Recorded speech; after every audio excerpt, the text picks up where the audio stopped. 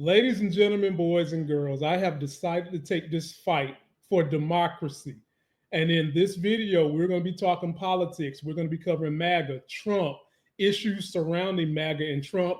And I have a very, very special guest with me today, a young man that has blazed TikTok politics, a young man that has said he is not afraid of what is happening because he believes and loves democracy and progressiveness. My man TJ, take a look at this guy, and then when we get into it, you'll meet him. I need you to listen to me very carefully. I stand by every single word I made in that video you're referencing. Like, Donnie is caked out, my guy. Look at this Trump truck he's carrying around. You can't deny it. Every year, women pay surgeons an ungodly amount of money to artificially make their butts that big, and somehow Donald Trump has managed to do it all on his own. So I give credit where credit's due. Like, if Donald Trump's goal was to have a curvaceous feminine ass that's the envy of women all around the world, then mission accomplished. I'll die on that hill. I can't take that away. I'm up early for the dealers come out. Everybody is outside till the killers come out. You ain't eating, you just act full. I'm impactful. Dozen funerals in a month. I got that full. I will give it to niggas in all rap forms. Ignatius out right now on all platforms. Man, I was not ready for that. That is, God, that's funny. Of all the videos you could have shown, it was the one where I'm talking about the shapely ass of our commander in chief. That is wild. I love that though. I love that. That is Y'all, I'm crying. That's so this great. Is TJ, the owner, the proprietor of Power is Taken, Not Given on TikTok. How you doing, my brother? I'm doing great, man. Thank you so much for inviting me on for this project. What we can get off the ground. I love talking about politics and media. You talk about media and stuff, everything too. I can't wait for that. I think we have a lot of good times ahead. I appreciate it. Yeah, man. Well, audience, show this man some love and please subscribe to him on TikTok. Like I said before, if you are not into politics, politics will get into you one way or the other one. So why not get advised by people who believe in facts, we believe in the science, and we believe in citing our sources and letting you know what is real and what is fake.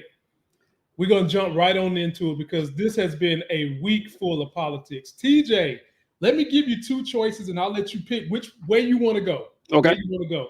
So I'm going to give you the full list and then I'll let you pick one. I've got colleges fight back. I've got the role of religion. I've got white racist and entitled white people. I've got taking Americans. I've also got one mayor calls Trump a terrorist. And last but not least, China is making memes of JD Vance, and the JD stands for Just Drag Queen JD. I love that. I love that. I would want to go with religion first. That's kind of one of my wheelhouses. I do love that. I do want to interject before we start, though, because I know I'll forget it, if you don't mind. You mentioned that people, if you aren't into politics, that politics are into you. I love that. That is a good line right there, because unfortunately, and I understand why this is the case, you'll talk to most people. Most people don't pay that much attention to politics. And for that, I don't blame them. You have a certain amount of time throughout your day. You're busy, you have work, you have kids, you got bills to pay and everything. But there's a temptation that a lot of folks fall into in which they detach from politics completely and don't pay attention at all. And they kind of wear it as a badge of honor, saying, oh, I'm not into politics. Politics, I don't really care about that. I don't like politics at all. I don't pay attention. And listen, if you want to be that person, you can. Like, no one can stop you. But even if you're not into politics, I guarantee your bank is into politics. Your landlord is into politics.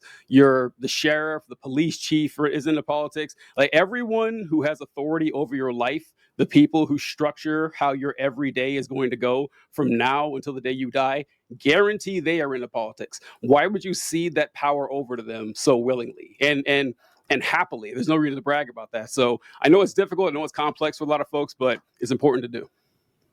Yeah, well said, man. And look, you can riff however you want. This is a free balling place. Sure. The only thing we check here is whatever you say it needs to be fact. We're not conjecture. We're telling you the facts here, because even with the way MAGA lies, you still can whip their ass with fact. Let them be delusional. Yeah. We know what's really going on. And everything TJ said is absolutely right. Most of you all have kids. Politics is dealing with their schools. One way or the other, whether it's charter, whether it's public, it's somebody's politics.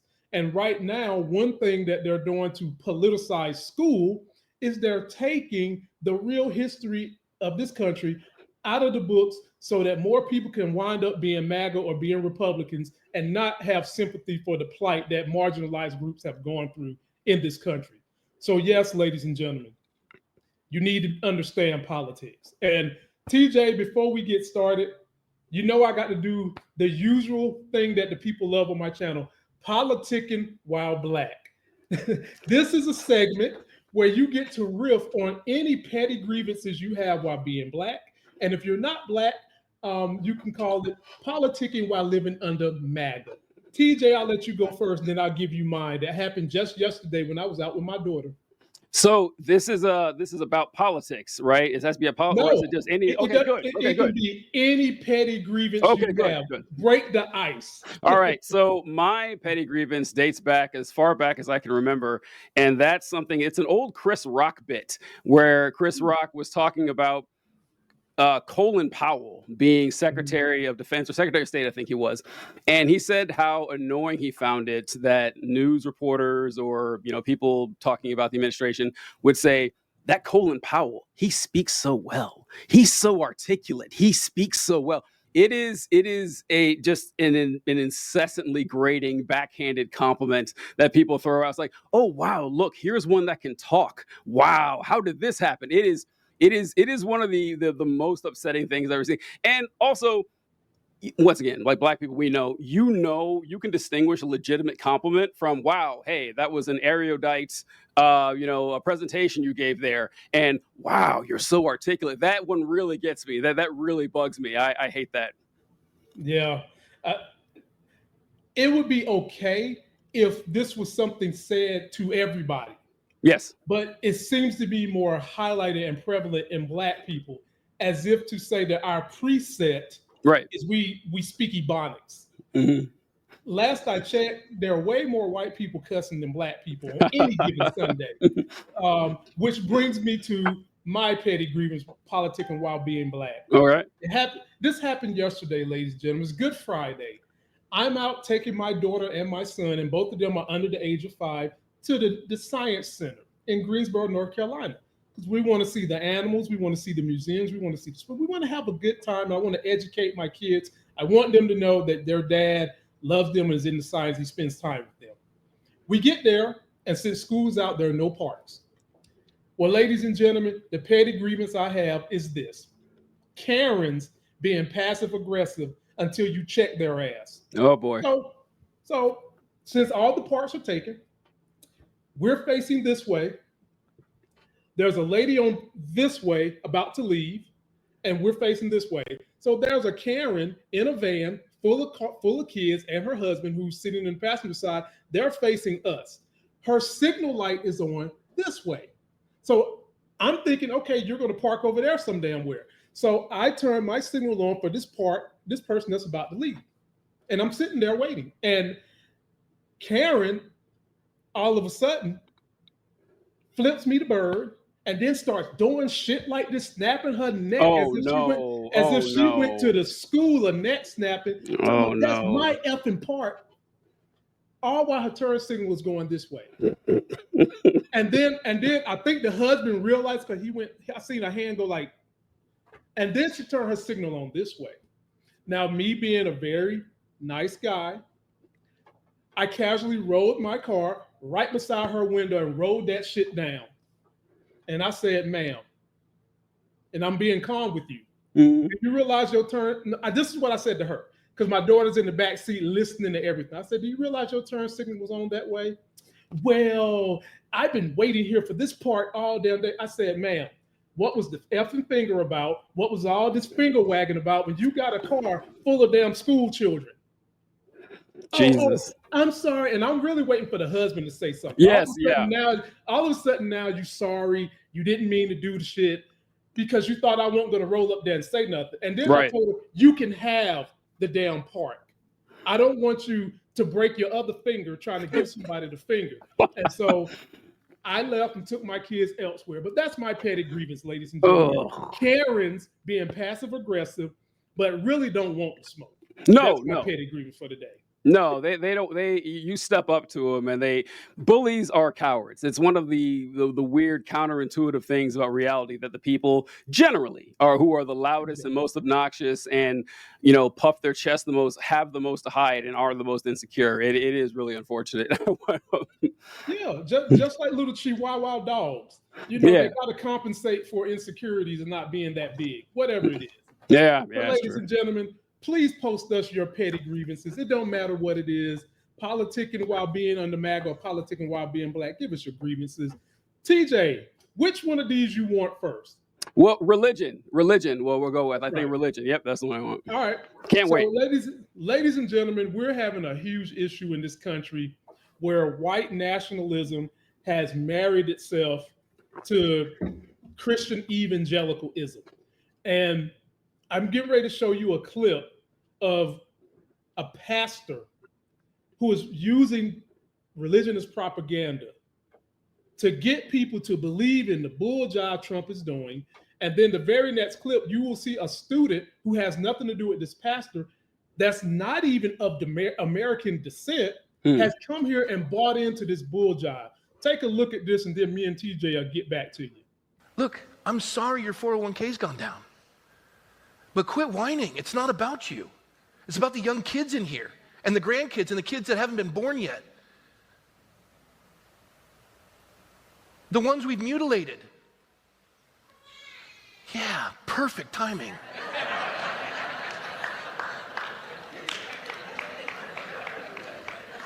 And if you've made it out of your mother's womb without being ripped apart like you are in California and flushed into the sewer systems of the state, but of course we harvest your organs.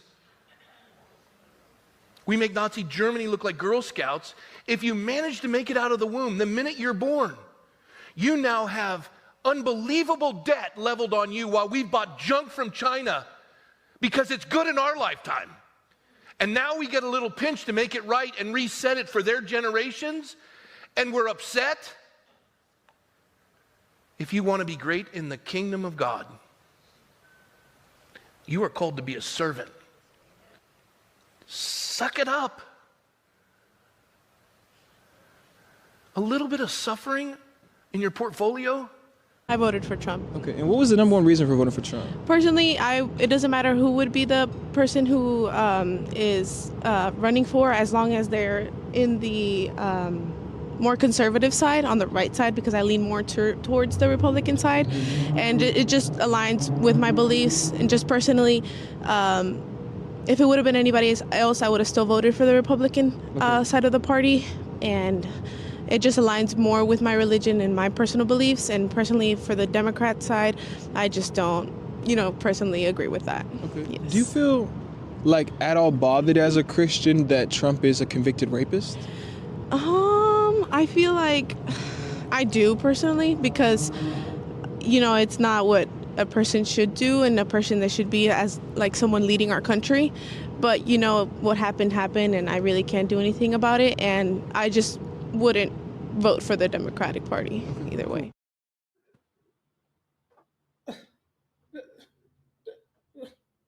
Lord have mercy. I'm going to have to say a word that the young people say, TJ. The fuck?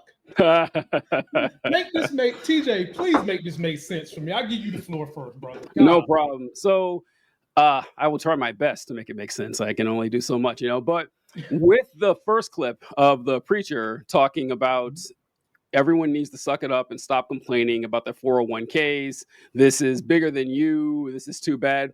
This has been an interesting couple of weeks with the stock market continuing to, trend down as it has since Trump has announced these tariffs and everything. And the arguments from the right have become increasingly absurd to the point where it's unrecognizable from anything they would have said last year or any other time, honestly, where the stock market's telling me, but they can't say that Trump is doing anything wrong. That's absolutely anathema. However, it's the religious, the white conservative evangelicals have always been Trump's core support. They love who Donald Trump is because Donald Trump is who they are. They love it. He is a racist bully that that displays all of the excesses and greed and character flaws of the United States of America. And I'm not a Christian. I was part of the evangelical crowd many, many years ago. But from experience, I can say that it hardly resembles a religion anymore, or a Christianity anymore. That what conservative white evangelicalism is a civic religion that worships conservative Christian America and capitalism. And as long as Trump is their avatar, they will defend it no matter what. I also find it interesting that he says, hey, your 401ks, Tanky, don't worry about it. Because isn't that Republicans' number one thing they go to, saying, well, we don't need Social Security because you have your 401ks. It sucks for you if you retire when the stock market crashes, but hey, I got to roll the dice. What are you going to do? And to the second clip, when he was talking to the young lady, I wrote down the conservative values and beliefs and religion. That was the reason that she said that she voted for Trump. Honestly, that answer she gave, surprisingly honest. I got to say, it really is. Because if you ask people why they vote for Trump, usually they will point to nonsense. They will say, I like his plan for the economy. No, you don't. You don't know what it is. You can't explain it. Right. I really like, what he stands for. Or they'll say something about how they want to keep borders safe without going into detail about immigrants and all. But she was saying that this is a religious thing. And if she grew up in the religious cult that a lot of Americans do, you are taught from birth, Democrats bad. If that's all you need to know, you vote for the Republican no matter what. I was, however, surprised that she didn't say the rape adjudication was fake news. That kind of surprised me, that she seemed to be collected enough in reality to say, well, okay, well, yeah, that happened, but I'm going to look past it. Because that's not what most conservatives would do. They say, oh, well, there was a liberal judge and she had out to get him and those convictions were nonsense. So refreshing honesty. I don't know if she's going to, become a rational person after that, but she was honest about her thoughts. She didn't bother trying to defend it with any esoteric strategy. Oh Lord, I'll tackle Dora the Explorer first. It bothers me when it bothers me, anyone does it, but someone who's a marginalized group. Yeah. That all they know to do is say what they think the party stands for and not watch what the party is doing. And this girl, in the same breath, says she's about religion, but you voted for a man who is a convicted rapist. If I was the guy interviewing her, I would say to her, ma'am, if someone raped your mother, would you vote for them the president, whether they stand for religion or not? What do you think she would have said, TJ? She would probably say no. And it goes in line with all the Trump supporters. Like you've noticed, like these last couple of weeks when people say, my job was cut at the Department of Education or Defense, and I voted for Trump. I knew he was going to cut waste, fraud, and abuse, but I never thought he'd come after me. I thought he'd go after trans people and immigrants. I didn't know he would be coming after government workers. But this is why I hold no sympathy, or as little sympathy as I can possibly muster for these folks. I've heard a lot of people say we need to bring these people back with open arms because we need their support. We need every vote we can get. True, we do. And I would rather, but that's not going to happen because they didn't change their mind because they reversed their paradigm of logic or morality or anything like that. They only changed their mind because something bad happened to them. Like their idea of morality doesn't extend past them, maybe their family, but that's it. So that person is not an ally. That person is just someone who the enemy of our enemy is not necessarily our friend. Right. That person is a convenient hypocrite. Yes. And yes. So often we always talk about Republicans don't change stripes until something affects their Republican politicians don't change stripes until something affects their friends and their families. And I just wonder how long this will last with Trump breaking the back of these people that thought that he wouldn't come for them. How long will this last? I've seen a lot who said that they would turn ship, but I've also seen a lot who have Stockholm syndrome, TJ, and they're going to stick right there and keep getting beat down. And I've even heard one Republican say this: And they said they don't give a damn. They said, as long as those immigrants, Mhm. those black folks, and those gays are suffering, Yeah. I don't care what Trump does. Yeah. Think about Yeah. that. Think Yeah. about Yeah, it's spite-based politics. I tried saying this all last year, actually, honestly, 4 years when they've been ramping up to this and everything. That if you go, well, you can't go anymore, but if you went to a Trump rally and you saw what he said and what the people said, very little of it was projecting a vision for the future. That hey, I'm going to do X, Y, and Z. It's going to lead to this. That made any sense? What you did hear a lot of was "F your feelings, cry more." Right. Yeah, still your president. The entire thing was based on hurting other people, and which is cathartic for a lot of folks. It's like, well, Right. it's essentially political nihilism. I think a lot of these folks have given up on the idea that politics can possibly lead to anything good for them. And they will tell you that. They like saying, well, all politicians are bad, but they love voting for Republicans. I think in a sense they kind of do believe that. They think that all politicians may not have their best interest in heart. However, this one particular group of politicians will make life worse for people I hold in ill regard. And those folks are going to keep voting Republican or not vote at all. I don't see any scenario in which a sizable percentage of these folks say, oh, actually, I want universal health care now. I think this is great. No, that's not going to happen. Yeah, I agree with you. And to the pastor, and then I'll get us to one of the subjects you might have brought to us. The only thing I can say about the pastor and most churches and religions in his ilk, all of them are fucking con men, ladies and gentlemen. All of them. And who's the ultimate con? The Don, Trump. And they know it. And they love it. One thing that I watch a lot of on TV is American Greed. And it's all about white collar crime. And these con guys have the same modus operandi. They want to basically use affinity.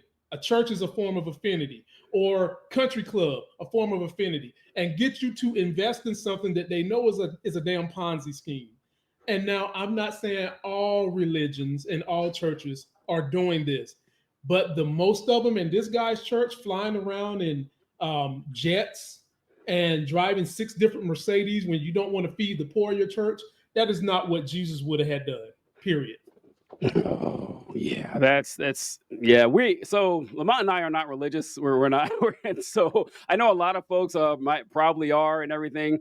And I try to, show as much ironically grace as I possibly can, because I understand that people grew up religious. Our society, the Republicans aren't wrong when they say we have a basically Christian culture. That's true. It is. It's like we have religious holidays on our calendar. Easter's coming up or tomorrow. Most people, whether they go to church or not, are going to be dyeing eggs and everything. Half the people have names that come right out of the Bible: Peter, Andrew, James, John, Thomas, Mary, Elizabeth, Sarah, Rebecca, Rachel. And we are saturated with religious context and culture and everything. So I don't fault folks for growing up in this culture and being Christian.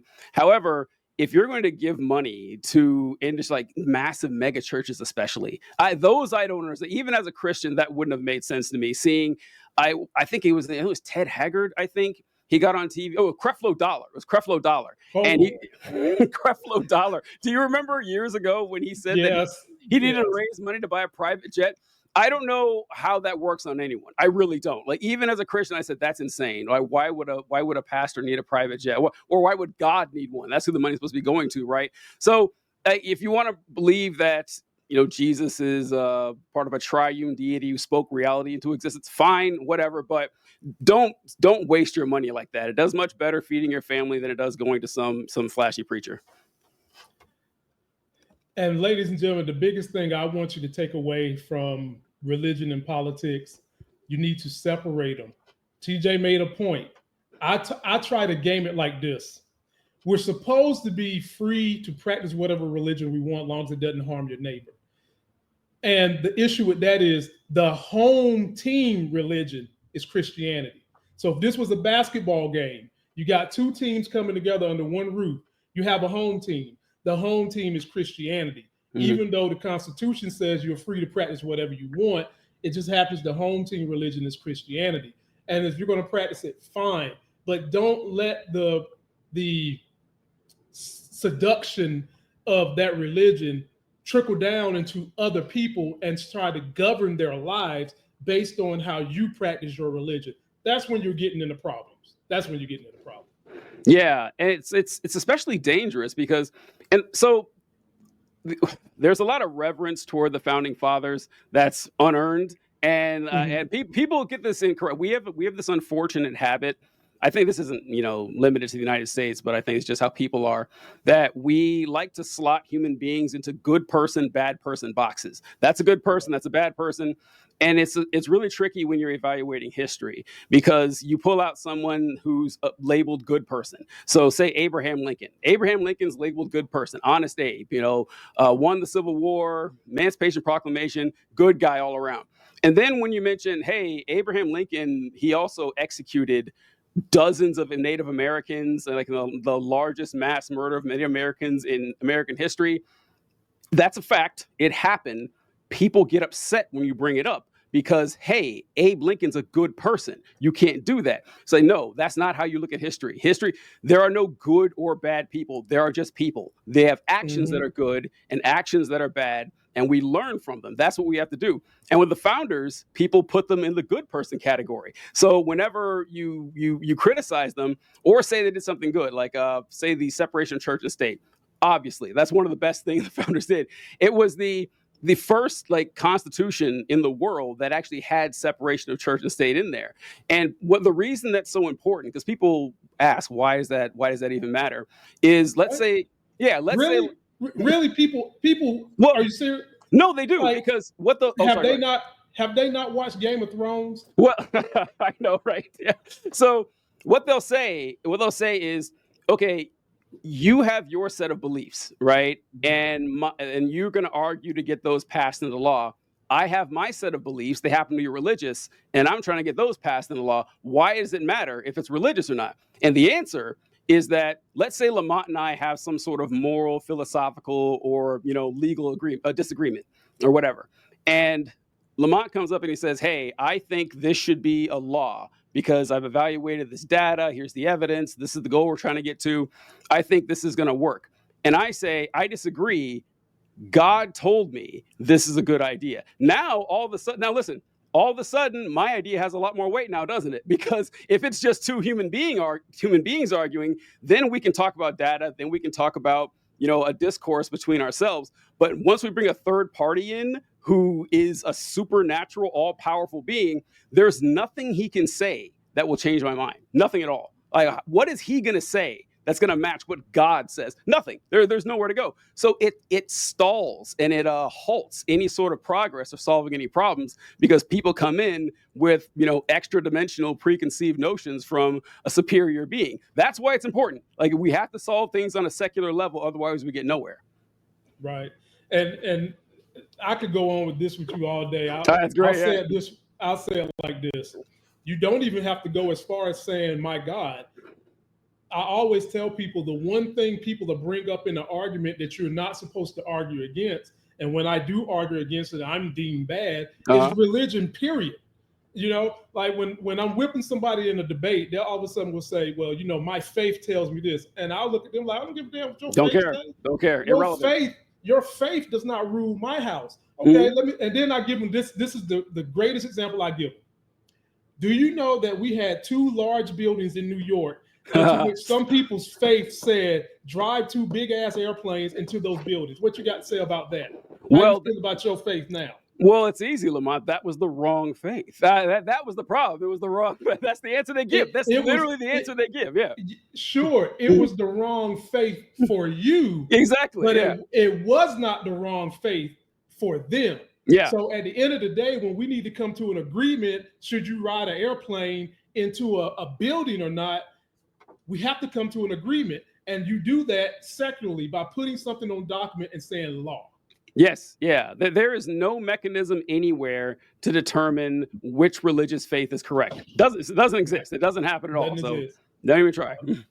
All right. So what you got, TJ? I see you got some things to put on the wall real quick. Yeah. So the first one I wanted to bring up was this chart, this poll I found at the Data for Progress, and it's asking. So it says majority of voters think the government should have to provide evidence in a hearing before deporting immigrants, and they asked which of the following comes closer to your view, even if neither is exactly right. And the statements are the federal government should only be allowed to deport undocumented immigrants if it has provided evidence in a hearing. And the other is the federal government should be allowed to deport undocumented immigrants without providing an evidence or a hearing. Of most likely voters, 57% said, obviously, yes, the government needs to, actually go through due process and make sure that the people that they're deporting actually fit the criteria for someone who should be deported. 65% of Republicans said no. 65% said, actually, no, I don't think the government has to do that at all.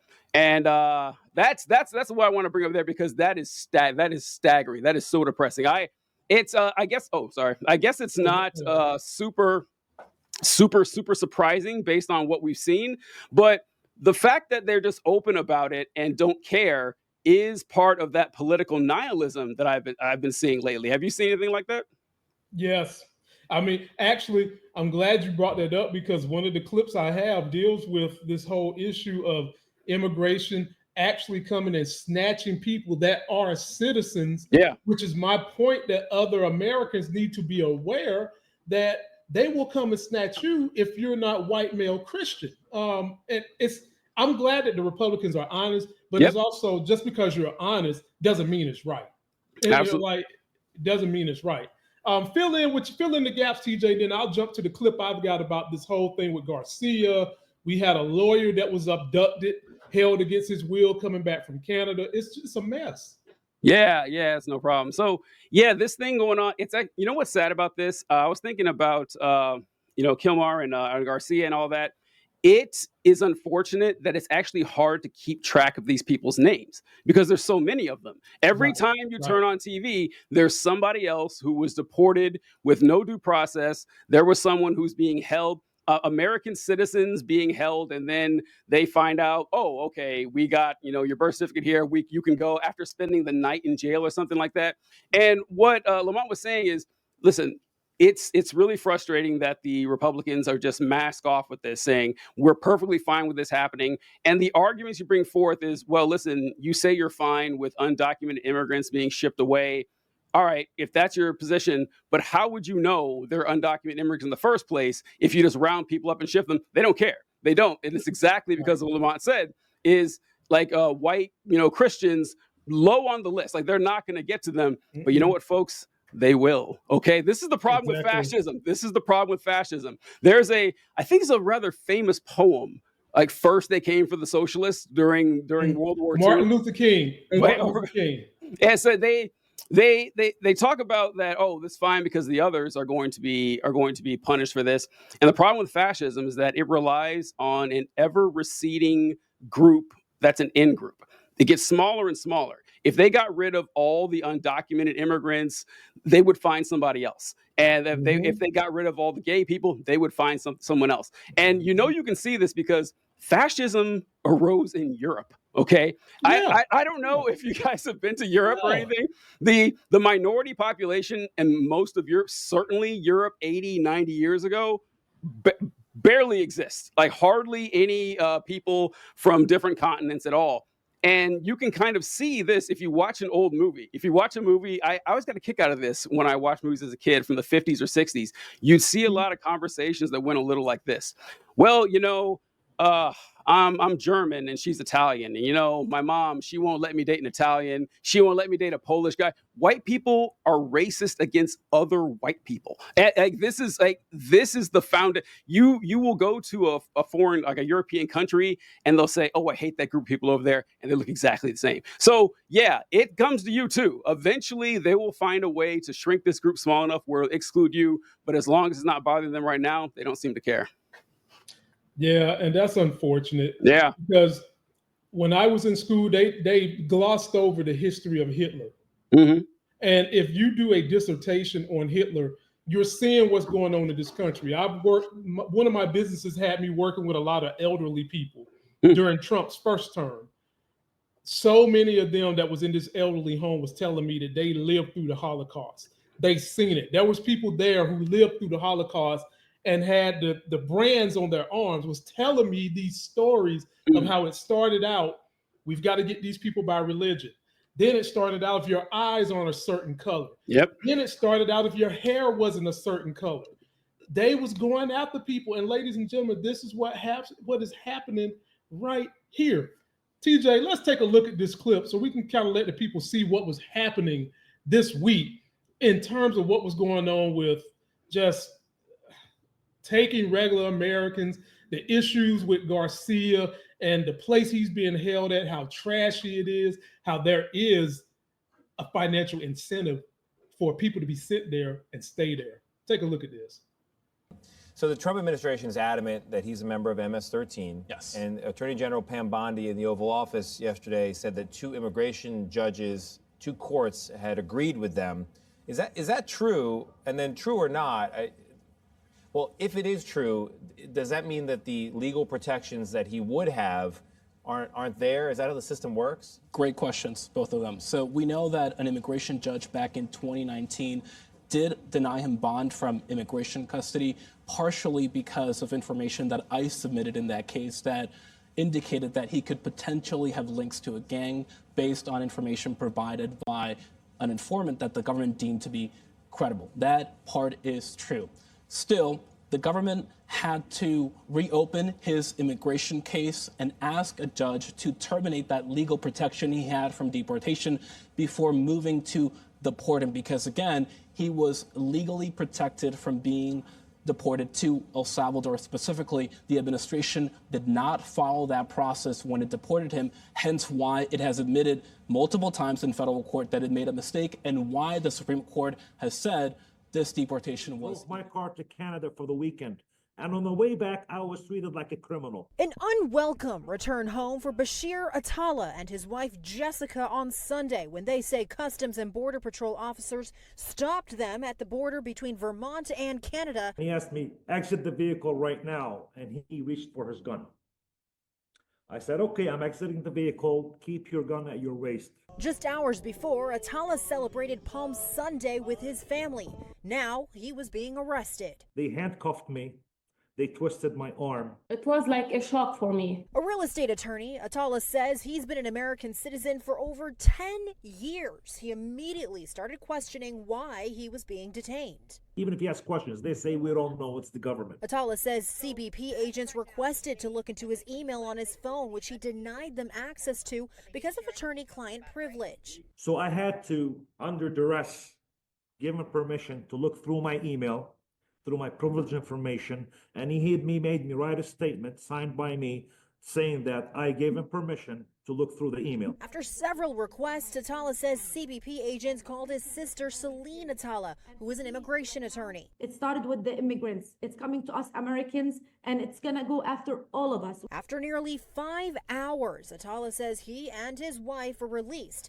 They are now pursuing legal action. I really thought things would change after this administration, when we had Mr. Trump in office. Things would change to the better. Things actually changed to the worse. I think making it a race thing is that's not a fair argument, because there's a lot of people who come from Africa who do it the legal way. A ton of people who come from Asia who do it the legal way. Yeah, like because they have wealth. But yeah, a lot of the white people who came like in the 20s and 30s, that was a legal way. Like Ellis Island was a legal port of entry. You know, they sought asylum. You see my problem though? Why was the legal way then so easy, but it's so difficult?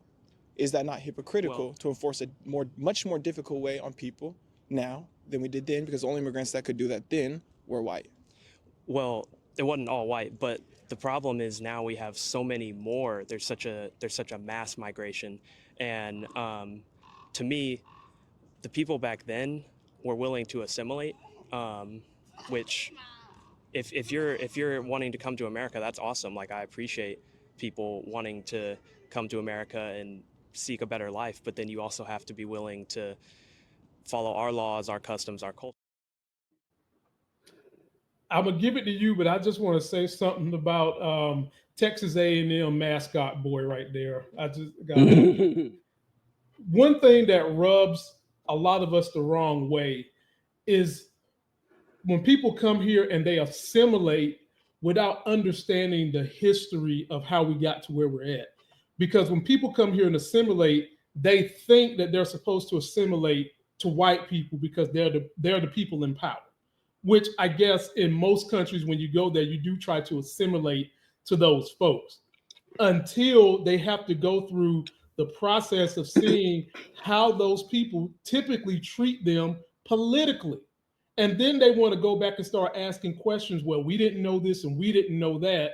And I think it's just a little, what's the nicest way I can say this about that young man?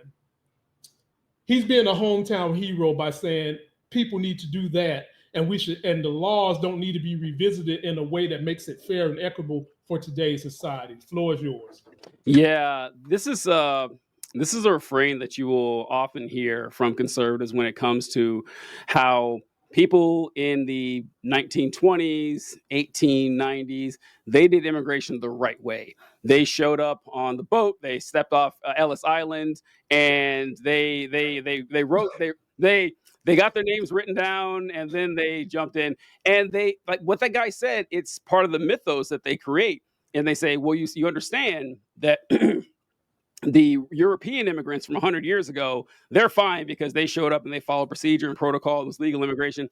And what's interesting about this is that they're mad at asylum seekers primarily, it seems. Like border crossing, like they're mad, but asylum seeking, for those of you who don't know what we're talking about here, if I lived in a foreign country and I was, in fear for my life because of war, because of gang activity, criminal stuff, whatever reason, it was no longer safe for me to stay in my country.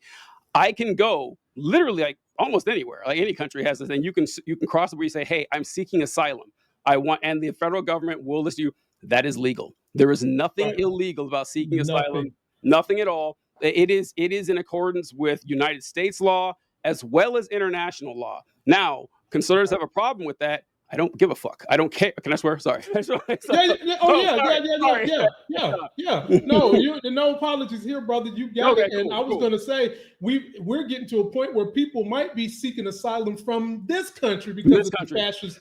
But go ahead, brother. You can use profanity. Yeah. Oh, yeah. So, like, seeking asylum is legal immigration. You may not like it. I got it. I understand. Once again, don't care. They are following the rules. So, if your whole complaint is they need to follow the rules, they actually are.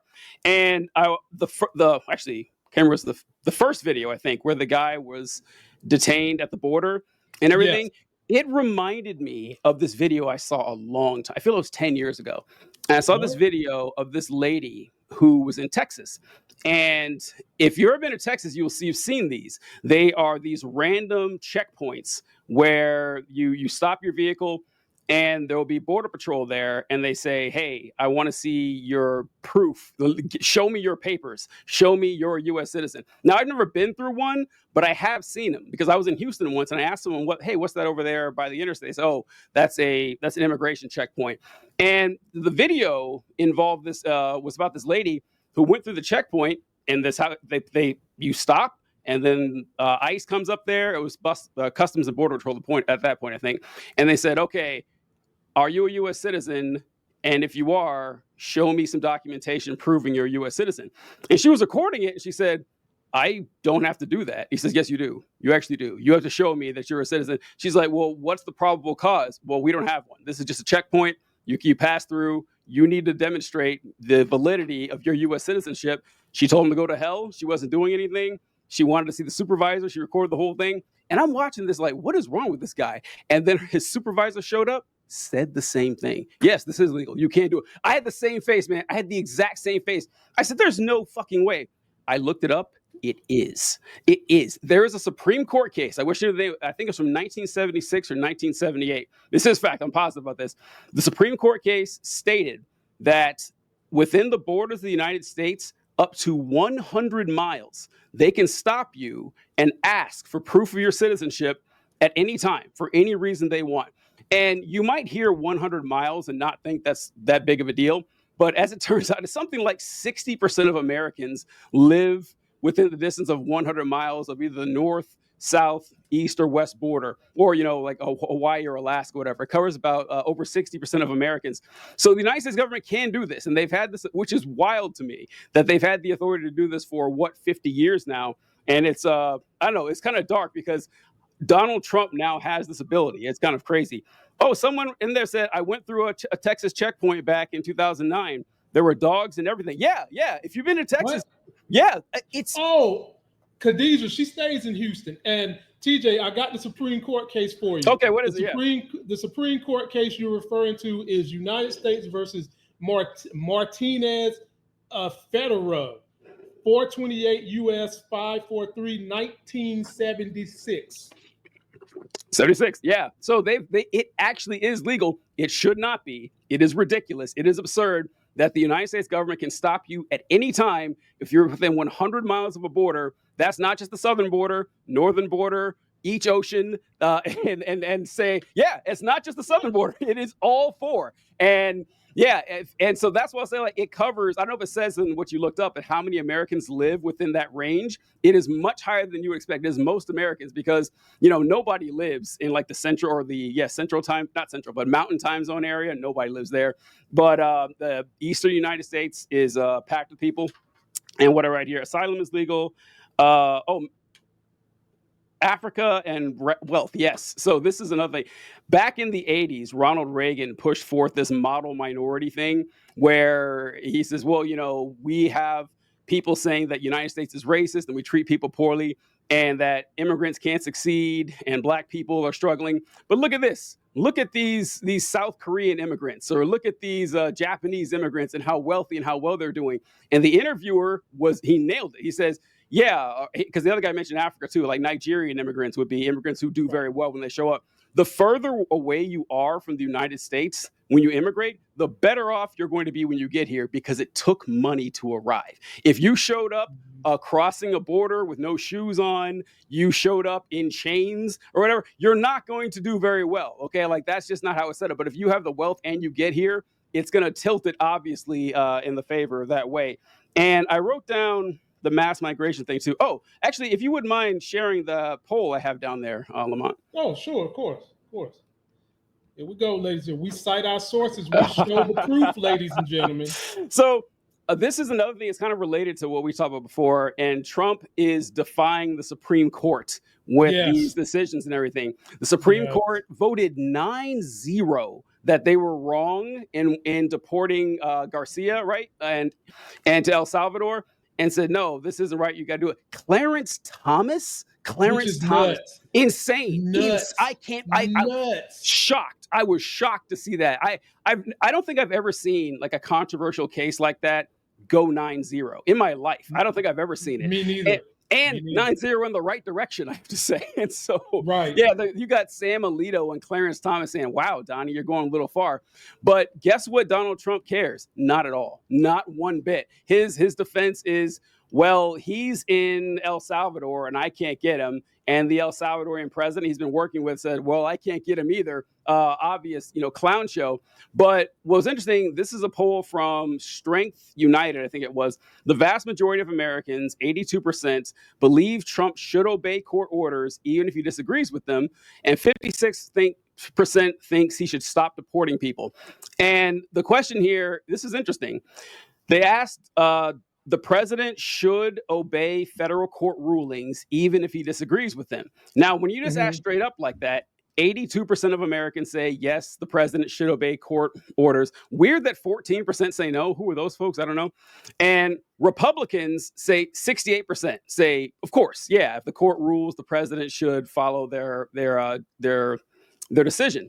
And then when they made the question about Trump should keep deporting people despite the court order to stop, 76% of Republicans said yes. That, like, you ask them in a vacuum, should the president obey the court order? They say yes. But when you ask them in specific, should Trump defy the court order? They also say yes. It is a cult of personality around this guy who can do no wrong. And it reminded me, I don't have the poll in front of me, but I was first worried. I first became really worried about the 2024 election around September or October. And I saw this, I think it was at the Republican National Convention or maybe some other event the Republicans had. And it was this big crowd of people and they had a bunch of signs. They always do at every convention. And every other sign said mass deportation now. I don't know if you saw that, but they had hats and signs. I said, wow, that's actually, no. When I first saw that, I thought the Republicans are cooked. They're done. It's over. Nobody can possibly get behind this group saying mass deportation now. But the next day I saw a poll and it said 54% of Americans favor mass deportation. 54% said, whoa, that's not good. That's not just Republicans. That is the nation as a whole. And it's I don't know, it's a dark hole we've dug ourselves into. And I think it's possible to get out of it, but the soul of the nation is very sick. You know what? Sorry, Lauren, this is kind of off topic maybe, but I've had this conversation with lots of people. To me, things seem actually worse than they were 10 years ago. Which is kind of odd. Like I have a hard time imagining that you could be as openly and brazenly misogynistic and racist, like on national television. I couldn't imagine that happening 10, 15 years ago. There was always subtle. It was always like lines you could cross. But now the fact that we have, Charlie Kirk and Nick Fuentes, like people just saying, Candace Owens or Kanye West. I mean, the stuff that people say that is just blatantly racist and misogynistic, you could not have gotten away with until very recently. I never thought that would actually happen, where we all assume things just keep getting better and better every year, and clocks started turning back real quick. Have you had that feeling? Have I? 100%. Okay. But what's worse is certain people are allowed to get away with it. Because when we first met, I gave you the comparison in the conversation I had with a Republican. Trump is a convicted rapist who actively cusses in front of cameras. He actively talks about beating the living hell out of people. He actively mocks people with special needs. And you voted for him. But you wouldn't vote for P. Diddy, who hasn't been convicted of none of the shit. He probably did it, but he hasn't been convicted of it yet. So why would you not vote for P. Diddy, who is honestly a better businessman than Trump, but you would vote for Trump? And and Diddy's not convicted of nothing other than his skin color. I mean, just be honest about this thing. And it frustrates me that me and you can't say something as incendiary as Charlie Kirk can say because he's a white male. And when you have the leader setting the precedents, you get these little twerps who are freshmen in college and high school doing this stuff, knowing that because maybe they have blonde hair, blue eyes, and a rich daddy, they're going to be able to get away with spitting in somebody's face who's a minority. Or if they live in the right county that's red, they can do even more heinous things and get away with it openly. That's what it is. It's more open now, and it bothers me. I don't like this precedent. It's a lot more open, and I should have seen it coming. I should have. I'm sad that I actually didn't notice it because it started a very long time ago. And you didn't. Let me say this. You didn't notice this sea change when the Tea Party came out as a response to Barack Obama. That's when I noticed it. Well, I mean, I noticed it, but I thought it would lose. I'm surprised it won. I'm surprised it actually won and gained prominence. I would have bet anything Trump would have lost in 2016. I did not expect Trump to win at all. I didn't back then. And so I was taken off guard by that. But the trajectory is easy to track. And it starts, I mean, you can say it started in the 60s with like William F. Buckley or something, but I lay it at the feet of Rush Limbaugh, and that Rush Limbaugh essentially made conservative talk radio, like acerbic talk radio, a thing of like national importance, that people would listen to him every day to and from work or during work or whatever. And Rush Limbaugh figured out early on the same formula that conservatives always used, that you need to do your best to say something as offensive that you could possibly can without actually getting into trouble. Get in enough trouble that you won't get fired, but make people talk about it, be as crass and as rude and as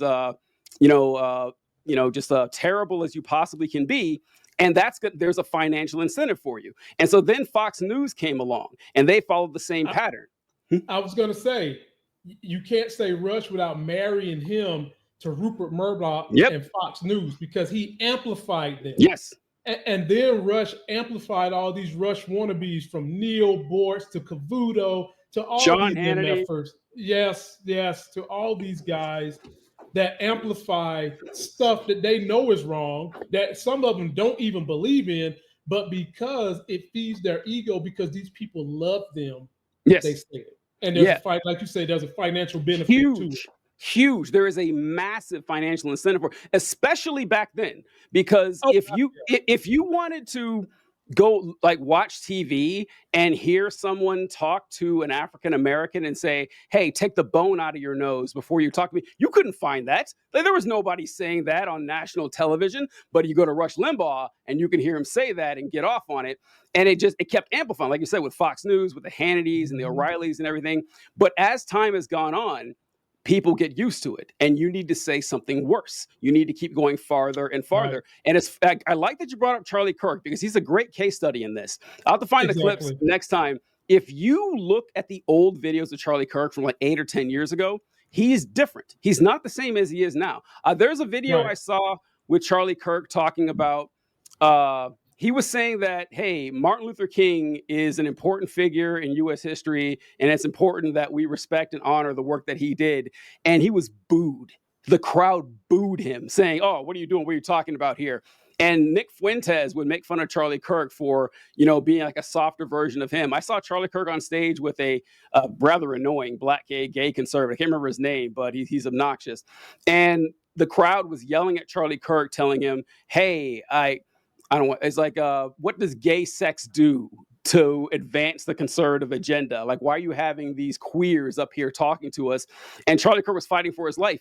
And Charlie Kirk realized, oh, actually, I got to become more and more like a Nazi. And then his profile started growing more and more. And it's going to keep getting worse. Like, I would have thought that wouldn't have worked. I would have thought that the reaction would have been a lot more negative, but there's a sizable market for it, and they're not getting, now they can get it a lot more places, which has just made it worse.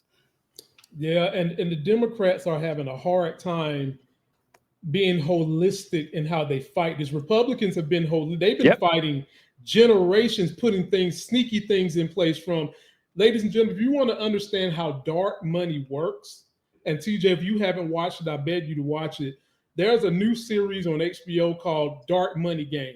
And it breaks down how these crooked ass Republicans have been pouring all this money into Christian national bullshit, into crooked politics. And they talk about how the Citizens United case really opened up the door to get these agendas going. And there are more rich people paying money to Republicans than there are enough rich people for Democrats. And then what they started doing was they noticed that at the federal level, we just had too many people who were kind of moderate to the left. So what they started doing to fix that, they started pouring dark money into individual states, helping individual state candidates win so that they could gerrymander the fuck out of the voting districts. And then you can start having messed up voting districts. Then you can get your senators. Then you can get your governors. And then you can start enhancing the power you have via this dark money. And they finally caught one of these guys and a politician. But ladies and gentlemen, that's a sidebar. I just want you to take a look at that, because that all adds to what TJ is saying. And Democrats need to take a more holistic stance on educating people as early as you can in elementary school, so that we're not so susceptible to this stuff. Because you let these kids go not understanding the history. They get to college and you got to deal with peer pressure, hormones. Should I have sex? Should I have sex? Drugs. It's easy for them to become these right-wing fuckers who don't have sex, who ain't cool. It's easy for them to turn into that. So you've got to start Democrats being holistic. And before I forget, TJ, let me give you this, because you talked about how Trump is defying the Supreme Court. If you ever wanted to know what can be done, now it's tough to do it to him because they basically gave his ass immunity when he was the president. But here's some things of what can be done.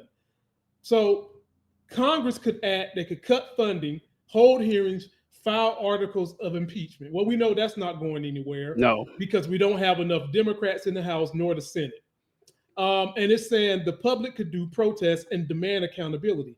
That's not going anywhere because Republicans love y'all being in the streets when they know that they have rigged the game. And this game right now is rigged. The other thing that you can have is just oversight and funding power to stop some of the functions that the president can do. But in order for that to happen, you guys are going to have to flip the House at midterms to do some of this. There's nothing in this data that says you can send somebody up there to arrest Trump. Now, I did read somewhere where governors, if Trump does something in an individual governor's state, for example, Pennsylvania, if they really wanted to, they could send their state guard to either the White House or down to El Salvador to pick up Garcia. Now, I don't know why they haven't started trying to do that, other than they don't want to start a war. But at the end of the day, TJ, I would say Trump has already done that because the checks and balances have told him, you got to bring this man home, and y'all up here lollygagging over word salad on how you can't do it. Oh, yeah. I'd have a hard time seeing the National Guard. State Guard. Well, yeah. So yeah, the National Guard. Yeah, it's like for the individual state, and right.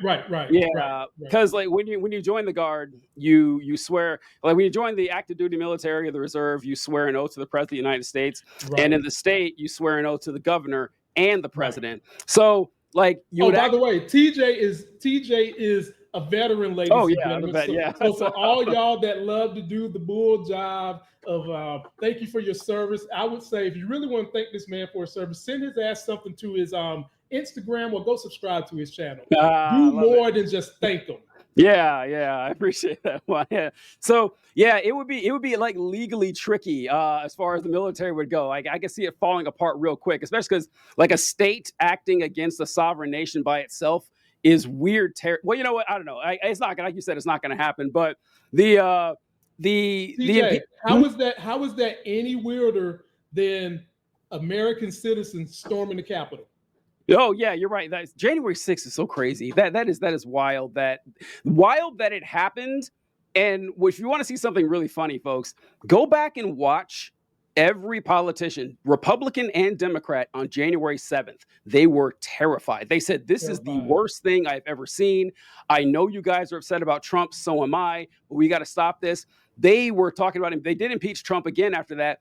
But when the dust settled, they realized, oh, the constituents loved it. And then all the Republicans changed their tune and said, actually, they were just peaceful people walking around, just being let into the Capitol. Like, once again, you expect that from politicians, but it's funny that you see how stark and obvious it was on January 7th and how they changed their mind. And I'm so glad you said this, man, because I say both of these things you said. First, impeachment is useless. I don't want to hear waste of time. Goddamn word about Trump being impeached. It is Al Green, who I actually love now. Al Green is the congressman who stood up during the State of the Union address. I love that. Yeah. But like a couple of weeks earlier, he had filed articles of impeachment. And I just rolled my ass. What are we doing? This is a waste of time here. Yeah, what is this gonna? Yeah, Trump has been impeached twice. It didn't matter then. It's not going to matter now. We've impeached 3 presidents in history. We impeached Andrew Johnson, Bill Clinton, and Donald Trump. None of them were removed from office. Andrew Johnson, if you guys like, I'm not going to the history of it, but Andrew Johnson was Lincoln's vice president and the president after the Civil War. For my money, easily the worst president in American history. Easily, like the number 2 is a distant second. Andrew Johnson was awful. He was impeached, still wasn't convicted. 1 vote short. And if we couldn't convict Andrew Johnson, we're not convicting anybody. Waste of time. And I've said this about— He was a starch racist, ladies and gentlemen.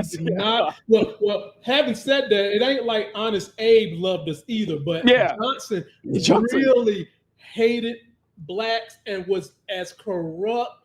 I ain't gonna say he was more corrupt than Donald Trump, but his ass was horrible.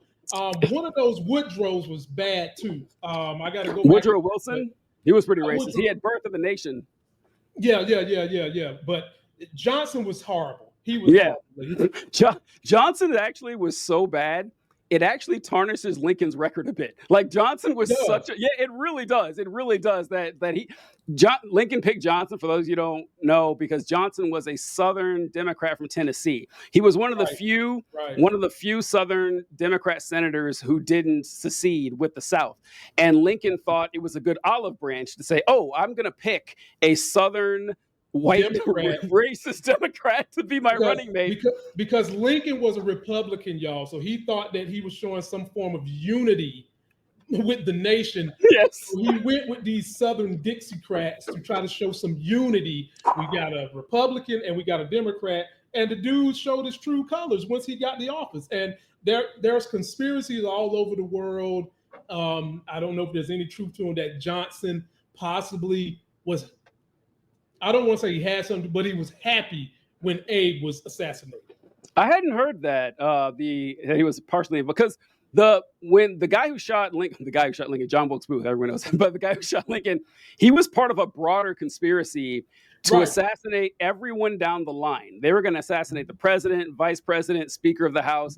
They had like 5 or 6 people lined up to kill the entire chain of succession to throw the country into chaos. And only Booth made it. And I always think back, like, listen, we don't know how Abe Lincoln would have handled Reconstruction. But it's hard to imagine anyone doing a worse job than Johnson. Like, I would pick a random person off the street would do a better job than Johnson. And it's like, man, if only the Johnson guy would have been successful, not Lincoln's guy. Like, why did it have to be Lincoln's guy, not the Johnson guy? Like, why did that happen? If one of them had to go, it was Lincoln of all people. John, read up. We're going to talk about read up on it and everything. And also, you said something that I don't say it a lot because I don't want to be a downer or whatever. I have been questioning the utility of protests for a while now. I have been questioning. It's like, TJ, what? I told you, I'm different. I told you, I'm so glad to hear that. I've been in politics. I've been in business. I know these things. So no holds barred here, my brother. No holds barred. Yeah, I have been questioning how effective this is. And listen, you could make an argument for intangibles so people know they're not alone. Oh, this movement is actually big. It's part of them. I understand that. But the protest comes and it goes. It's done. And the Republicans keep on doing the awful stuff. So, okay. And now if you're going to use the protest to do something to keep tabs with people, to further engagement, political action, because the best thing I think in the entire show is what Lamont said about how Republicans have been at this for a long time. And not just with the funding, but with actually, like, listen, say what you want about how awful the right wing of the United States of America is. They have been putting in the fucking work. They have. Ever since the civil rights movement and the women's rights movement for 60 fucking years, they have done everything they can to run that shit around. They have. They run for school boards. They run for aldermen. They run for every minor office you've never heard of. At the very bottom. They do. Become the president of the Homeowners Association to help niggas out. I'm telling y'all. I done had to fight some, y'all. I'm telling you. They do. And they've been at it for longer than we've been alive. And it is paying off huge right now. And that's you have to be patient. Like, it's not going to flip. It's not going to turn tomorrow, which is what we all want. But they also have an advantage. And you mentioned, I was looking for the chart. I can't find it, but it's right. You have to trust me on this one, folks. You can check me out later. But the Republicans. The Republicans have a major advantage when you with church. And you mentioned how they've wed Christian nationalism. Well, I mean, white conservative evangelical Christianity is essentially a cult of American white nationalism. And they have a major advantage there where they've turned the church into a giant political arm. And also because of the demographics of the Republican Party. The Republican Party, since 1964, the Republican Party has been 90% white. And these days, it's like 81 or 84% white. And it's like, which is funny that they always say that the left is obsessed with identity politics, that the right only exists because of white identity politics. That's their entire thing right there.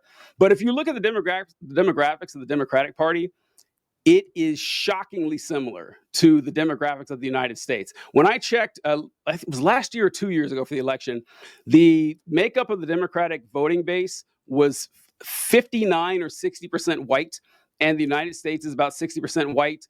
it had maybe 15% Latino. The United States is about 15% Latino, about 15% Black. The United States is about 12% Black. I was shocked how close it actually was to a perfect microcosm or simulacrum of the United States.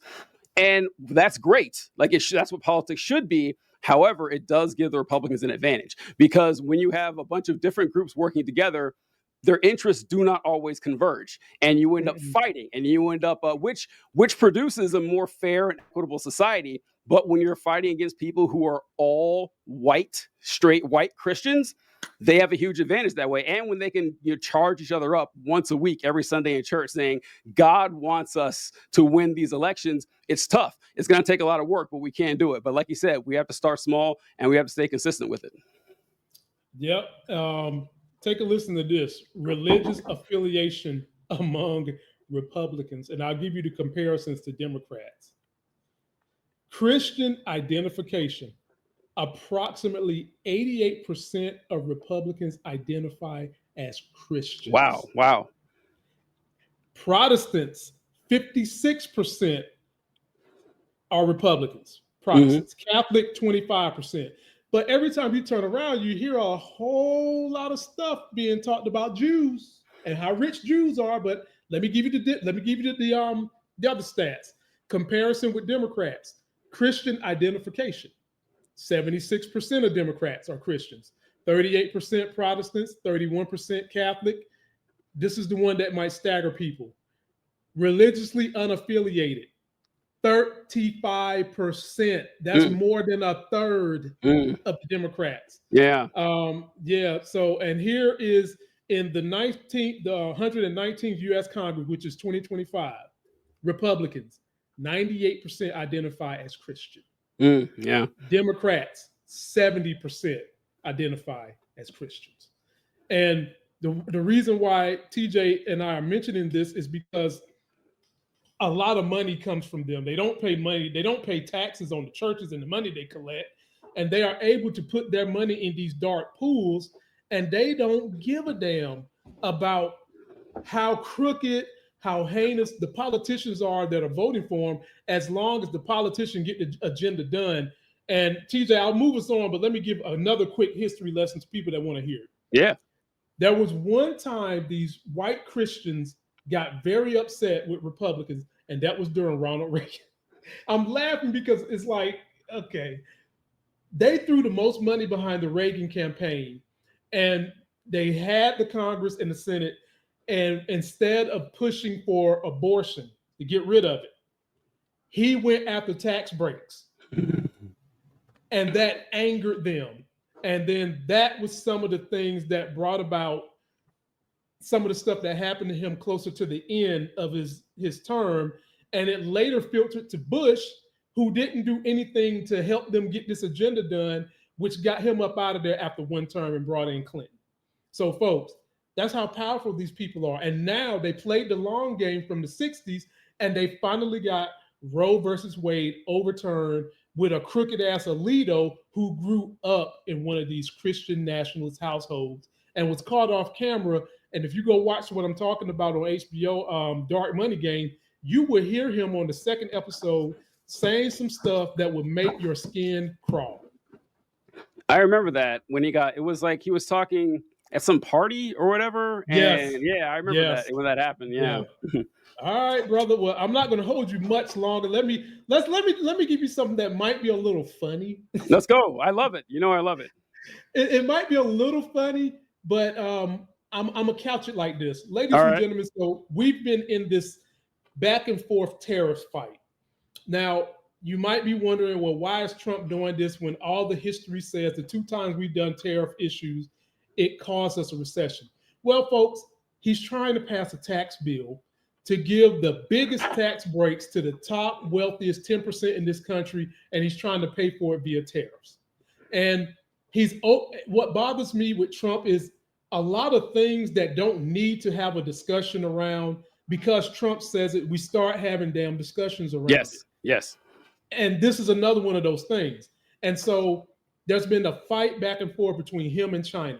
Well, China has decided not only are they going to fight him back with how much they're going to put on tariffs, but they also want to humiliate these bunch of bullies who think they can intimidate and pick on other people without people doing it to them. China has decided to pick on J.D. Vance, and the J.D. stands for I'm just another drag queen, by making memes of him and his dark eyeliner looking like a white fucking prince. Take a look at this, and we're going to talk about it. Here we go. 土气乡巴佬风格，眼线笔，中国制造，品质可靠。Rustic, country style, eyeliner pencil, made in China, reliable quality.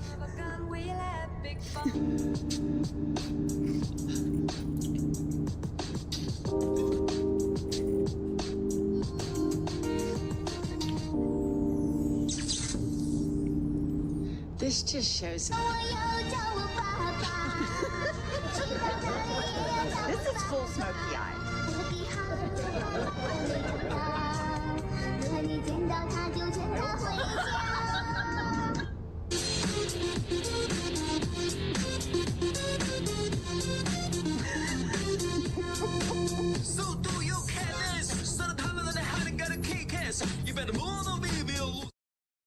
That's great. So shout out to my girls over there at iHip News and I've Had It podcast, another great progressive podcast, but I need them to stop talking about impeach Trump. That's not going to do nothing. Anyway, TJ, China ain't playing. I've never seen them meme anyone this high up in our government to this degree. And, you know, the whole thing about the Trump administration, they want people to believe that they're so super powerful, no one and no other nation is willing to stand up to them. And China knows it. And it's sick that China understands that the undertone for J.D. Vance is that he's closet drag queen and they're making fun of it. Then they have the audacity to put on every one of these memes made in China. So, ladies and gentlemen, before I give it to you, I'm going to just say this. They're trying to make China pay for tariffs because they keep trying to say that the tariffs have been unfair. And I gave you guys the stat that of the world's total population, we're only like 5-10%, 3%, but we consume 1/5 of everything made. That's big world capitalism. Second point, who shipped all the jobs and manufacturing companies overseas to China? American corporations. So you can't have it both ways, people. Having said that, I give it to you, TJ. Yeah, I hadn't seen that. That's really funny. I wanted to, before I go to JD Vance, you mentioned the tariff thing. Yes, yeah. It is vitally important for not just Trump, but Trump in particular, but for the right wing and for the fascist movement in general. To not winning isn't enough. It's not enough because they've won. They won hard fucking core last year, and they have control of all three branches of government. They've got control of a ton of social media, and they're still miserable. They're still running scared. Because they want to be accepted by culture. They can't stand the fact that media, that pop culture, intelligentsia, and academia has rejected them and will continue to do so. So oddly enough, stuff like that, like it's weird because it doesn't comport with our thought process. Because to me, if you do memes dunking on me, making me look stupid or whatever, I was like, okay, great. But no, it's very effective to them. It actually, they don't think like we do. They don't think like we do. They're not like us. It's just, it doesn't work that way, you know? And so it is funny seeing that. And I do see why China's doing that. But with China, particularly with the tariff thing, one thing that I have yet to understand, I can't believe it's actually working. It's going to fall apart soon enough. I think I mentioned it in our call last week, is with the tariffs that you can make a layman's argument to folks that, listen, American manufacturing has disappeared for the last 40 years or so. I want to rebuild the Rust Belt. All right, okay. In fact, I said, okay, I see why you're saying that. I mean, the complexities are pretty difficult, but I like where your heart is. And then Trump says, well, I'm going to use the tariffs to try to bring manufacturing back. You could still keep people along there because, you know, tariffs, like historically, have been used to increase increase productivity or participation in buying local rather than buying overseas. But once you start, it augments consumer spending habits Mhm. because those tariffs get passed along, ladies and gentlemen. Well, that's the part that gets me, is that once Trump starts saying over and over and over again, tariffs are paid by foreign nations, how does this keep happening? And I've actually been kind of frustrated about this ever since Trump's first term, where Trump will say something that is categorically false. Just no question about it. And Trump will get on stage and say 2 + 2 is 94. And people say, well, mathematicians and experts say it's not. What do you have to say to them? Why are we doing this? Why are we pretending this is a discussion at all? I saw him on TV a couple of weeks ago, and someone asked him saying, listen, why do you keep saying that tariffs are paid by foreign nations? They're paid by the importers. He says, I don't think that's true. I think they're paid by foreign nations. I genuinely, usually I can make a good guess. I genuinely can't tell if Trump, for some reason, thinks that tariffs are paid by foreign nations and just doesn't believe people when they tell him that's not how it works, or if he's just bulldozing and he figures if he just says it's true, people will believe it. You know what? I think he's right. If Trump keeps saying it, they're going to believe it. And then when the costs are risen, they're not going to blame Trump. They're going to blame the businesses. How dare you defy President Trump like this when you're getting all this money from other nations? I think it's that easy to brainwash, I don't know, at least 30% of the population, maybe more. Little more. And you know what you're talking about, you just saw this in his first presidency. Mm-hmm. You just saw it. Ivermectin. Hydrochloroquine. Mm-hmm. Oh, go sit your ass in the sun, tan a little bit. Yep. And people start making it gospel. Yep. Like, instead of getting smarter, one thing Trump knows, he said this in an interview, if he ran for office, he'd run as a Republican because those people are the stupidest. They lack the critical. Trump has said this way back in the day. They lack the critical thinking skills to challenge and seek to understand if what I'm saying is true. He has said that himself. And the next time we do this, I'll pull the clip for you. He knows good and damn well who he comes from. A couple of failed businesses that involve importing goods for his construction businesses. And he knows good and damn well who has to incur that cost. The business incurs that cost. Then you got to push that cost onto the consumers, and then the consumers have to pay the cost. He knows good. It's just that so many people aren't smart enough. And then you got him surrounded by people who know that folks aren't smart enough, that just comfort what he says and just keep saying it to the point where people actually believe it. And I'm getting ready to pull up something for you that I just pulled up from a very, very secure site that shows you everything. That I'm gonna read it for you. So people know, like I said, we can win with truth. We just need y'all to start accepting the truth and move on with it. Take a look at this. I asked, a tariff is a tax imposed by a country on goods imported from another country. It raises the cost of goods as they enter the importing country. Okay. The first dollar sign up there with wings. And I would never want to see money with wings because I wouldn't let that shit fly away from me. It says who actually pays for the tariffs. Importing country. Example, the U.S. placing tariffs on Chinese goods. Who's the importing country, my man TJ? That would be the United States of America. Yes. U.S. importer business pays the tariffs to the U.S. government at the border. The cost is usually passed on to, in bold black and white, consumers in the form of, what does it say, TJ? Higher prices. Higher prices. And we can stop that shit right there. So ladies and gentlemen, stop falling for the banana in the tailpipe. You know, back in the 90s, they would call it the okie doke. It is okay if you voted for Trump and you're seeing that he's a dope, he's not smart, and he only cares about rich people that kiss his butt and those that are with him in that menagerie and his ego. It's okay to say no. It's okay to arm yourself with facts and start working to make a better country. Oftentimes people, right now, TJ, we got a lot of us that feel blindsided. They feel hopeless. And God knows I feel their pain. I've got two young kids I'm having to shield and protect every day. But we can come back. And it's going to be a long, hard road. Like TJ said, It doesn't happen overnight, but there are progressive steps we can take to show resistance. And TJ, let me show you one more thing that is a form of resistance done by someone in a smaller layer of government, which was a mayor. Take a look at this.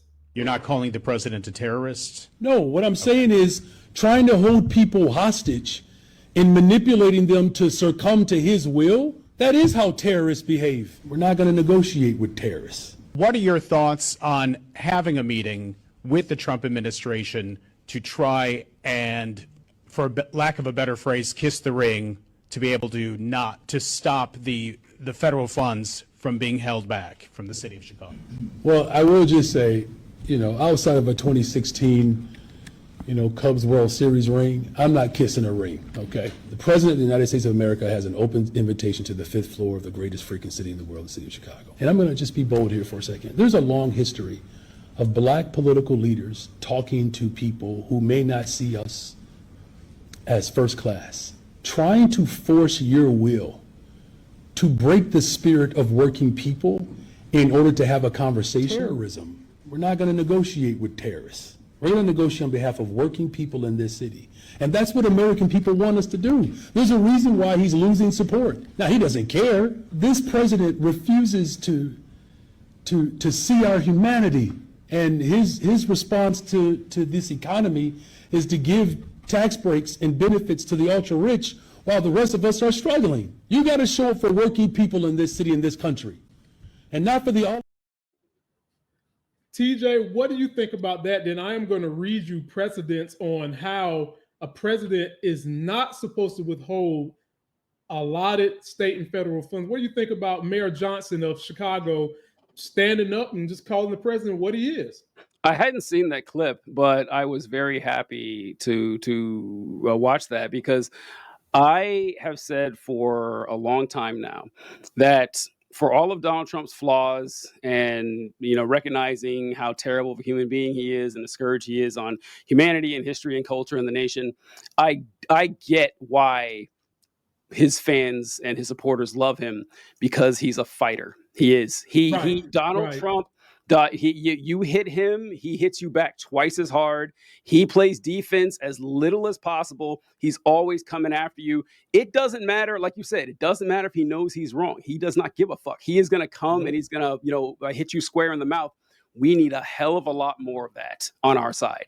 This is like I saw this thing of this guy, I can't remember, New York Times, I think, but he was talking about working with politicians, and something he's noticed over the years, the difference between congressmen or politicians on the right and politicians on the left. When it comes to a lot of politicians on the right, they either genuinely believe in conservative values, like they're rock rib conservatives, they grew up this way, they're small business owners or whatever they are, like whatever led them down, military stuff, whatever led them down these conservative beliefs, and they believe it and they're going to fight for it.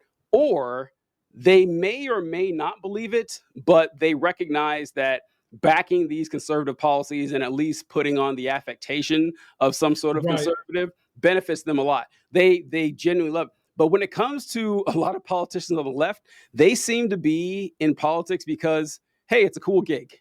Look at this. I get to hang out and among people who make decisions. It's a pretty cushy job. I get to make public speeches. People come asking me for stuff. There's not nearly the cultural buy-in from the left or the left politicians as there is for the right. And it's reflected in how they behave. Like Marjorie Taylor Greene or Ted Cruz or whatever, what's his name with the eye patch? Dan, I can't remember. You know who I'm talking about, the guy. Yeah, I know you're talking I can't remember. But Dan Crenshaw, like going out there and just laying waste, just like, fireballs everywhere and just, attacking people, whether you believe it or not is irrelevant, but your voting base, your constituents see that and say, that's great. I would follow that guy into hell with a can of gas. I would run through a brick wall for that person. How many people on the left are like that? How many people on the left, they will come up and they'll pontificate the law, this, the republic, that. No, listen, there's time and place for that. Trust me, I understand. But people need to know that you are a hard charger. People need to know that you're going to stand up and you will fight for them. You can be, Exhibit A, Donald Trump, you can be flawed as hell. But as long as you fight for people for the stuff that they care about, or at least pretend to care about, you can go pretty far. It's pretty effective. And I wish we saw a lot more of that from Democrats as a whole. Well, unfortunately, I hate to tell you, you're looking at one. You're online with one who not only can tell jokes with the best of them, but I love confrontation with, and I will call your ass a name quick to get you flustered. Because if you really check somebody like Marjorie Taylor Greene, they always try to do something to throw you off your game. Yeah. If you bully them with words, talk about her makeup, talk about how ratty her hair is, and you still are an intelligent person that knows the law, you're fighting for your people, people will get behind you. And as much as I hate to say it, I've done local politics and have had some success. It seems like the time is emerging for me, you, people like Destiny, and folks like that to get into politics if you can get the right people behind you, because people want a straight shooter. I think Bernie is one of the most straight shooters out there and has been straight shooter. And there are a lot of people who voted for Trump that would absolutely vote for Bernie, and they believe in two separate things. It's so just weird. They both fight. They both fight. They both are who they are, and they don't use big language. Bernie doesn't use a whole lot of big language. Bernie just says it like it is. Yeah, it's funny you mentioned that. I remember seeing Trump is like, I don't know, like most politicians speak at around a 10th grade level, which you're supposed to. You're supposed to speak so you don't lose people and everything. And that's basically what Bernie does. Trump speaks at a 4th grade level. I don't know if you've seen the I thought it was 5th grade. Fifth, I thought shockingly low, like lower than you would think. Like you would think that would confuse people. For some reason, it works. But then again, look at the people he's courting. But yeah, it's true that we rely on this decorum and everything, and this is the way it's gonna be. And look, there's a time and place for that. But no, like you guys got to remember the game we're playing here. Yeah, because Democrats and Republicans are not playing the same game. Democrats still think this is, they're William Jennings Bryan or something, and they're going to go up and do this Mr. Smith goes to Washington type bullshit where hearts and minds. Look, William Jennings Bryan, do y'all know why I'm laughing? Actually, you know what? William Jennings Bryan is a great example because he ran for president like 5 times and lost them all. So it's perfect. It's perfect. Yeah. So it's just like that's what they think. They think this is some sort of Aaron Sorkin television show where you go up there and you cut them down with facts and reason. And I'm all for facts and reason. I'm all for that. But the unfortunate reality is, I wish it weren't this way, folks. I'm giving you bad news, but someone has to. People don't vote on that. People don't vote on facts. They don't vote on policy. They don't vote on political ideology. They vote on vibes. They vote on vibes. Which is like what that Hispanic girl that we saw, where she's like, yeah, that's my religion, my culture, I voted for him. That's actually the answer. That's why people vote that way. They're like, yeah, this is what my culture says. This is what the vibe says. I'm going for it. We put a lot more thought into this, like you should. But unfortunately, people don't work that way. And like the people who, like the Bernie to Trump voters, blew my mind when I found this, because it made no sense. It really did, because I was thinking they were voting for Bernie for policy. And then I felt like, oh, wait, no, they're not. Yeah, they're voting. I mean, not today, but I mean, when it first happened. When it first happened, 10 years ago, I was like, what? But that's when I kind of realized that, people aren't voting on policy at all. They're just voting on who makes them feel like they're starting something. But people will look at you in the eye and say, I voted for Trump because I wanted him to go in there and knock things around. And it's like, what? This is the United States government. You don't want anyone to just tear shit down left and right indiscriminately. A lot of folks do. So if you can put forth that presentation that you're going to fight, a lot of times it doesn't even matter what for. I hate saying this. It's such a but it's the truth. Yeah, it is. It's the truth. Thanks, Khadijah. This is Captain Planet from the 90s. I got a script I didn't see that. of my own version. So you know where I'm going with this.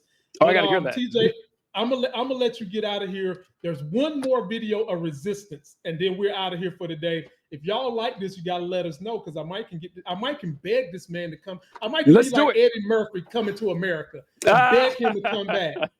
Check this out. This was more resistance from the week to get people inspired, and then we're gonna get out of here. In the demand letter that the Trump administration sent to my university Friday night that became public on Monday, one of his demands was to have the school appoint, or allow him to appoint, a federal overseer who would audit every course on this campus, every department, to try to figure out if it met the ideological balance that's preferred by the Trump administration. And that federal official would then require us to hire new teachers to teach the way that Trump wants us to teach, to change our courses. This is absolute outright efforts to take over federally what is taught on American campuses. It's a move that we see in countries across the globe when dictators are trying to come into power.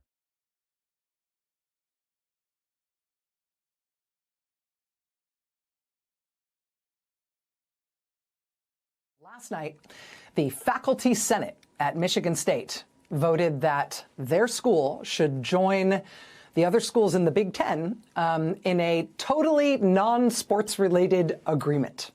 The faculty at Michigan State voted last night that their school should join with all the other schools in the Big Ten in what they're calling a mutual defense compact, a mutual academic defense compact. And what that means is kind of what it says.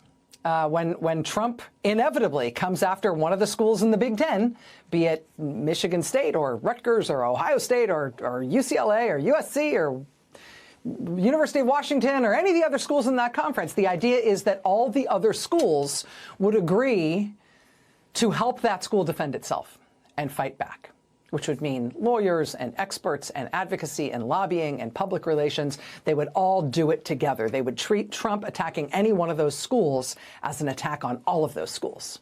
Any school that wants to survive what Trump and Vance are doing here, what their agenda is here for American universities and colleges, any school that wants to survive what's coming their way better find a way to not have to fight alone. And so, yes, now we are seeing all kinds of colleges all across the country move toward mutual defense pacts with other schools. Basically, what you think, brother? The resistance is starting to bubble up. I hadn't seen that with the universities. That is great.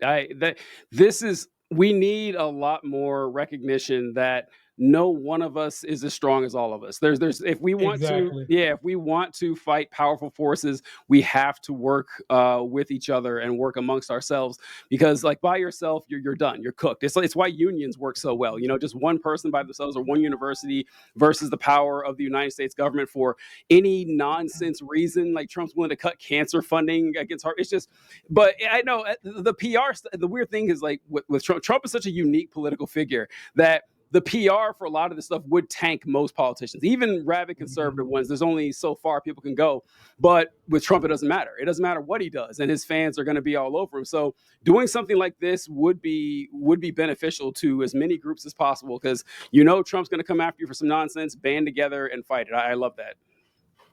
Well, ladies and gentlemen, having said that, we are out of here. That is my man, TJ. He's one of the best political talkers on TikTok. Please go follow him. He's great. And it's because of him and so many others have inspired me to get back in this thing. Y'all have followed me during the George Floyd era. I was going heavy in politics and stocks, trying to teach people what was going on, how to get better. And since then, I had just kind of lost the fire for it, because a lot of people, it wasn't enough people watching it to make me stay in it. But yeah, through TJ and some others, I've got inspired, and some people knew I was into politics and said, your voice can help. So ladies and gentlemen, I'm here. Let's get this thing going. Let's fight, and let's become part of the resistance. Don't forget to like this video, comment, subscribe. Till that next Sex is Hell political talk with me and TJ, we are out. Later, folks. Hey man, that was a good show.